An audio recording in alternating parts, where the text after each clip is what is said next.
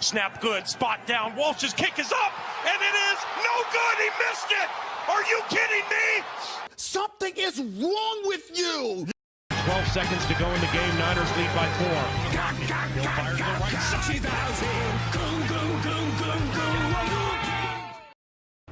Boy, do I need to talk about this game, so let's get right to it, and let's get to the game recap. So, as everybody knew going in this game, the Packers wanted to throw it short because Rodgers injured, and that's what they do. A bunch of bubble screens and underneath throws, and the Vikings just weren't up to the task. You'd like to see good press coverage, but a lot of missed plays, a lot of missed tackles, and no real adjustments made by Mike Zimmer. So that worked well all day. And then the Packers have a decent running game too, which you really don't expect. Their running backs are very much not good, and they ran the ball well, and it set up other passing games. And you see here the Vikings do get a little bit of a pass rush. Sheldon Richardson, it was very good. Unfortunately, he got hurt and wasn't much of a factor later on. When the Vikings drop, we see Cousins start off very well. It's a little short pass to David Morgan, and it really just shows how confident he is and to keep his eyes up. But now on 3rd and 10,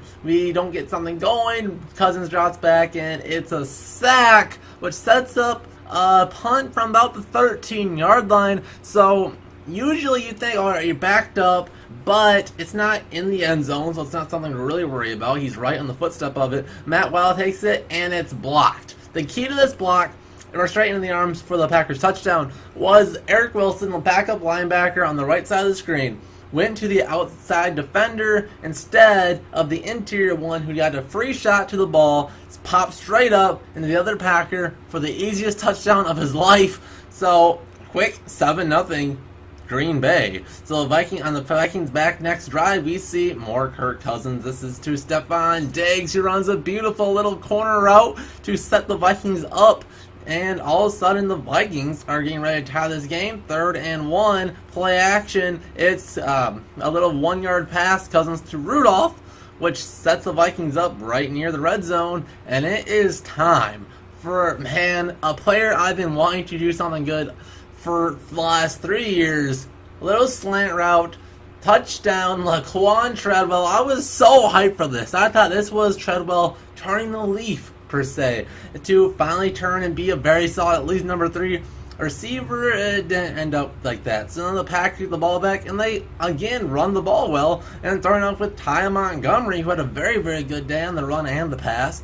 And then they run again, and the power guy gets a little bit of running room as well. The Vikings defensive line got pushed around in the run game and the passing game all day today. It was very unfortunate. Then that forced the Vikings to blitz, and then Rodgers would start to pick that apart, and just Devontae Adams underneath, who had a very solid day. You'd usually like to see Xavier Rhodes shut a guy down. Didn't really happen. So then from the goal line, Aaron Rodgers was out from the shotgun and throws it back to Adams, and he makes 2 Vikings miss. It's Rhodes and Barr, and is in the end zone.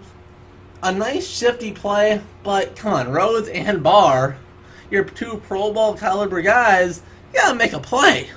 So then it's 14-7 Green Bay. The Vikings are back on offense. Cousins, again, is very good today. A little underneath corner out to the running back, Dalvin Cook, who made a very good play. The burst that Dalvin Cook shows in the pass game is very good. 3rd and 7. Cousins has time, throws it, and it's to Thielen, who was very, very good today. Him and Diggs, just like last year in a lot of games, both were phenomenal today. 3rd and 6, and they tried a little underneath play to Thielen. It's bottled up, and that will set Daniel Carlson up with his first of 3 field goal attempts, and wide to the right. Oh, well, it's 48 yards out, whatever, right? It's a long one. That's going to happen. That sets the Packers up with very good field possession. They start off with a little screen, and it's, again, Montgomery, who I said had a very good day, and a first down right off the bat. So then Rodgers gets a chance to work the 2-minute offense with no timeout. Does very good to set up Mason Crosby with the field goal, and this is the difference of special teams and special teams, as Crosby and the Packers special teams unit was very good, and Daniel Carlson And really the pass block protection of the Vikings today was very bad. So then starting the second half, the Vikings are down by 10. They need a good drive. The Vikings are at 3rd and 4, but the Vikings give up a big sack and the Vikings have to punt. This was nearing field goal range, so you're hoping, if you have a good kicker, that they could be able to make it a one-score game at that point, but we cannot. So then the Packers have a chance. Rodgers and starts to really get going, and it's the Jimmy Graham show, which starts the second half. What was my key to the game? My game preview: stopping Jimmy Graham. He was the biggest matchup. He had a very good day. Now Rodgers starts to get more confidence, and it's down the middle, and the Vikings are starting to get torn up a little bit, and that was a big play there because it also drew a flag for roughing the passer. An instant, about a 20-yard pass play turns into a 35-yard pass play, and Mason Crosby gets a field goal, down by 13, basically 2 touchdowns. The Vikings aren't looking very good. They don't do anything on their next drive, but they get a really big stand on defense, starting with the pass rush up front by David Perry. Who even is this guy? He's a run stuffing defensive tackle, but he comes through there. So in the next drive, the Vikings really need something, and we see the scrambling ability for Cousins right here. And throwing to his right, throwing to Thielen, who again had a fantastic day to move the chains.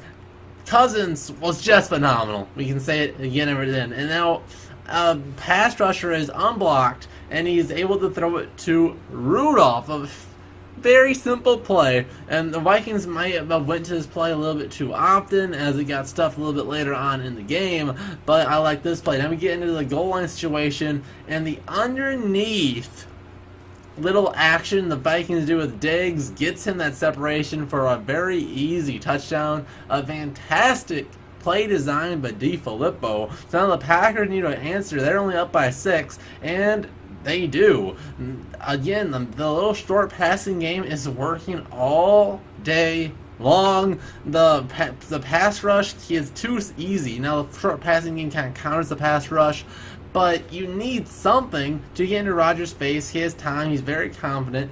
And then they get these run after the catch plays. If they're going to do these short pass plays, give up 4 yards, and then tackle immediately, and that's all they get. But they'd go for those little pass plays, break a tackle, and then double their yardage. Then they can run, pick up first downs, and when they can kick field goals, they're good. But unfortunately for the Vikings, very bend but don't break style offense. A big run stuff, and that was the theme of the day. So on defense throughout the day, the Vikings defense gave up only 1 touchdown to the great Aaron Rodgers and held them to 5 field goals, and that gave the Vikings offense a chance to get back in it. And unfortunately, no running game, but they still had a good play action game, and that is this bomb. This is why you sign Kirk Cousins. You need 84 reasons why you sign Kirk Cousins. There's one of them, and that's a bomb to Diggs.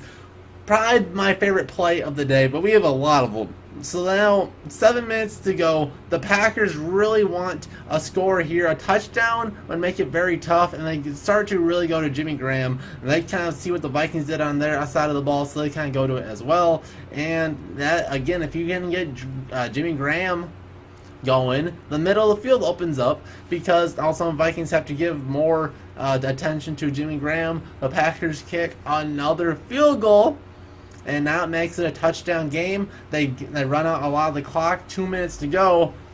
Too much time for Cousins. We'll see. The first pass. The first pass is killer. This was Treadwell's second drop of the day. This one's interception. Looked like it basically iced the game. Cousins is phenomenal, was right on target, an absolute dart, but they couldn't handle it. But the Vikings defense is absolutely phenomenal, and for some reason the Packers decided to pass. They did 2 passes on 2nd and 3rd down, so they kick a field goal and barely take any time off the clock. The Vikings only need to burn 1 timeout. Now the Vikings have too much time. Treadwell doesn't know how to get back onto the field. 2 big drops from Treadwell, and then Cousins is just too good. Just a perfectly arc pass to Thielen, who added himself a great drive, was the man of the day for the last 2 minutes of the game. And then Treadwell, again, the pass protection was very good in the second half of the game, by the way. When Rashad Hill got hurt, O'Neal stepped up and looked phenomenal. And since the Vikings had so much time, the middle of the field was open. We didn't have to get out of bounds. So the middle of the field is open, and that's just deadly with Cousins. So near the end zone, and when Cousins gets hit, and just a beautiful, I did not know if this was going to be an interception. Like 9 times out of 10, nobody catches it, but the 10th time it's starting to Adam Thielen, and that is just a sad man. First off, the throw is perfect, right over the corner's head, and right to where the safety couldn't make a play on it. And Thielen catching it while under 2 people on him. How do you do that?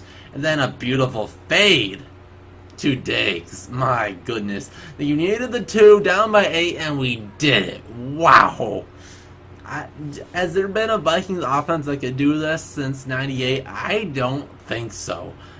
But the Vikings gave the Packers just a little bit too much time, as they're able to get into field goal range with just a few seconds remaining, but a perfectly a timeout for Mike Zimmer, calling a timeout right before Crosby could kick it, and then he tries it again, misses it wide left. The Vikings got a break on special teams because Mike Zimmer called a perfectly timed timeout. They missed it. We have overtime.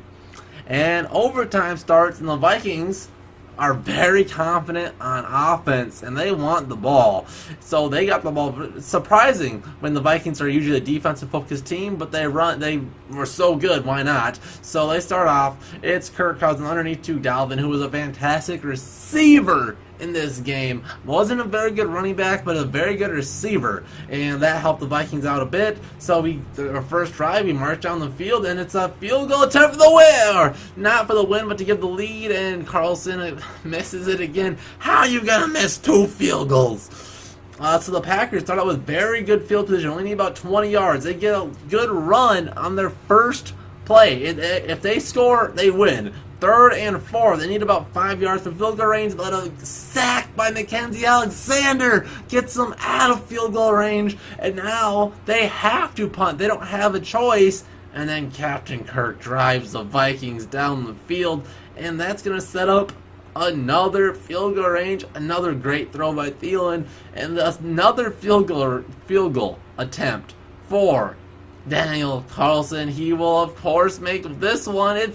He missed one, sure. He missed another one. Alright, that kind of sucks. But you, of course, will make the 3rd one, right? How do you miss 3 field goals? How do you miss 3 field goals? I don't know. How does Treadwell drop all those passes? I don't know. Now, I am such a half-full type of a guy that I don't usually believe one bad game is enough to cut somebody. But it's going to be tough. I'm kind of conflicted. I want the emotions to settle down. And tomorrow I'll make a video on whether or not I think the Vikings should cut Laquan Treadwell and rookie kicker Daniel Carlson. So, of course, the game ended in 29-29 tie. The defense only gave up 22 points, so the defense was very good. But let's look at the stats of the game. Let's start off with the Viking stats. Kirk Cousins was phenomenal all day long. Had 35 completed passes for 48 attempts. For 50, basically 50 passing attempts. This is the Minnesota Vikings? We haven't seen this. We did not run the ball at all. I don't know if it was if the football was trying to take advantage of the Vikings or the Packers secondary, but man, they just passed it up and down the field for 425 yards, about a 9 average, 4 touchdowns, 1 interception, which wasn't on him, but he did have one on him that was turned back because of the Aaron Rodgers rule. Thank God they have a whining quarterback. He was also sacked 2 times for 13 yards. When you have 5 quarters of football only getting sacked twice, 1 good blocking up front, 2 very good recognition from Cousins and escapability. That's what we like so much about Case Keenum and thought we might miss it with Cousins. We ain't missing it a bit. Cousins has shown every bit that he's Keenum with an arm. So let's get it. Let's go to the running game, which was basically not even a thing. The team rushed for only 18 carries for 68 yards total. Oof. For Cook had 10 carries for 38 yards, a 3.88 average. Latavius had 4 for 19. C.J. Ham had 1 for 5. Cousins had 2 for 5. And Diggs had 1 for, they said 1, basically 0. 68 total yards on the ground is pretty pathetic. But when you have 425 yards to the air, it seems more of a game plan thing than anything. The average of only 3.8 is very, very bad, but when you don't have enough carries to really get into a rhythm, maybe that would be something that would help. And if it's not in their game plan to run a lot in this game, and plus they were down early, so they had to pass more, I think it's passable. But for receiving, Adam Thielen, 12 receptions, catch this, only 13 targets. He had 1 target that he didn't catch the ball. He was phenomenal. 131 yards and a touchdown. Oh my goodness, oh my goodness. Diggs, right behind him. 9 receptions for 128 yards and 2 touchdowns. He had 13 targets, so unlike Thielen, who was just like, throw it and I'll catch everything, Diggs is like, all right, most of them, but I'll catch a few bombs as well, including a 75-yarder. Rudolph, 7 for 72, and Dalvin, 3 for 52, and then Laquan Treadwell, 2 for 23 on 6 targets, 1 out of 3. 2 very big drops. One was earlier in the game when the Vikings were driving, passed right to him and just dropped it. Both 100% not on Cousins, so perfectly thrown ball and just off his hands. I don't know if it's a confidence issue. I don't know if he had any type of a catching issue in college. I don't think that was a thing. I thought that was a thing he was supposed to be really good at. So it's very interesting why it's such a problem in the pros. I hope it's a confidence issue and we can get that drilled into him. Otherwise, Josh Gordon, Anyways, David Morgan had 2 for 19. Very sneaky for the blocking tight end. Stacy Coley had 1 target, and he was also dropped. So Laquan Treadwell's replacement's not looking very good either. So, let's stay on the offensive side of the ball. And Aaron Rodgers, 3 for 42, 281 yards, and a touchdown. Basically what you would kind of expect from an injured Aaron Rodgers. Usually he's like 330 yards and 3 or 4 touchdowns. No, only 1 touchdown and 280 yards. It's okay. I think you easily could see 200 or minus 200 yards if we would actually stop the short passing game, for the love of God. I know it's not as easy as it sounds, but play a little bit tighter coverage. My God, don't give them the little 6-yard little plays. Jamal Williams had 16 carries for 59 yards. Ty Montgomery, 5 for 31. If I was the Packers, I would want to feed Montgomery a lot more. And Aaron Rodgers, despite being hurt, did run the ball a few times, 3 for 8 yards. And looked okay. Didn't look as stiff as I was thinking. I was thinking as stiff as Bradford last year against the Bears. A lot better than that. Green Bay's leading receiver. Just like I said, who guessed it? Oh yeah, I did. Jimmy Graham, 6 receptions, 95 yards. He's a all-pro caliber tight end. Basically a receiver. Cover the guy. They did it. Devontae Adams, 8 for 64. Allison at 6 for 64. Randall Cobb, 4 for 30. And that's basically it for the Packers receiving game. Overall, I would grade this B-. I think the Vikings defense should have done more when Aaron Rodgers was so hurt. I don't think Aaron Rodgers could really throw the deep ball very well, and they just gave up so many 6 and 8 yard passes. They'd break the first tackle, gain an extra 5 or so yards, and that just was so annoying to watch all day when that's all they could really do consistently, and then we just gave it to them. So going on the defensive side of the ball, not a lot to really talk about. For the Vikings, For me, the biggest thing was the lack of pass rush from foreign linemen. We had to blitz way too often. On the day, we did have a few sacks, 4 total, which looks good on paper, but a half a sack from Richardson and Everson. David Perry had 1, and Mackenzie Alexander in overtime had the sack. But we had to blitz too often, and Rodgers, you would usually see the blitz and throw it right over the top. So, unfortunate, no interceptions, no turnovers for the Vikings, which is something they really want to do, especially against a hurting Packers offense with a crippled Aaron Rodgers, but no dice. Packers defense, they had 2 sacks on the day. The Vikings offensive line did okay in pass pro and bad in run protection. So defensively, it was an okay game. You know, you only gave up 22 points against the Packers, which sounds good on paper, but when you think that Aaron Rodgers was hurt, he probably couldn't have much of a deep ball, their receivers are maybe above average or so, you would have expected a little bit more. I wish they would have had a little bit better game plan, but overall, okay. But if for as elite of a level as they are supposed to be, I didn't really see it today.